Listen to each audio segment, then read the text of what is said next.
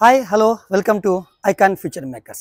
సింధు లిపి లేదా హరప్పా లిపిని మొదటి నమూనాను 1853లో కనుక్కున్నప్పటికీ పూర్తి స్థాయి లిపిని 1923లో కనుక్కోవడం జరిగింది.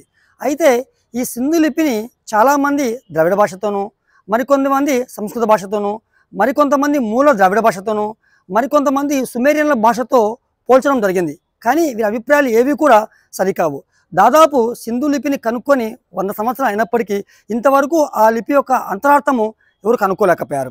దాదాపు 2000కు పైగా ముద్రికల్లో ఈ సింధు లిపి మనకి లభ్యమవుతూ ఉంది. ఈ సింధు లిపి ప్రాచీన ఈజిప్షియన్, మెసపొటేమియన్ల నాగరికతల వలె పొడవైన శాసనాల ద్వారా కాకుండా చిన్న చిన్న శాసనాలను ఒక పదాల ద్వారా, ముద్రికల ద్వారా వాళ్ళు పలకలలో ముద్రించడం జరిగింది. ప్రతి ముద్రికకు ఒక రకమైన అర్థం, భావం, నమ్మకము తెలుస్తుంది.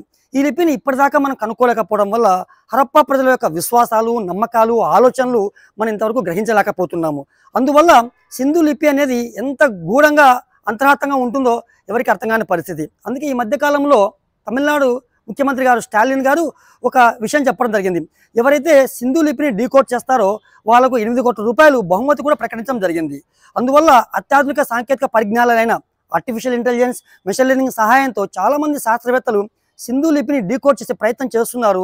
అది డీకోడ్ చేసిన తర్వాత నిజంగా సింధు ప్రజల యొక్క అసలైన విషయాలు, నమ్మకాలు, భావాలు మరింత విస్తృతంగా మనం అందరం తెలుసుకోవడానికి అవకాశం ఉంటుంది.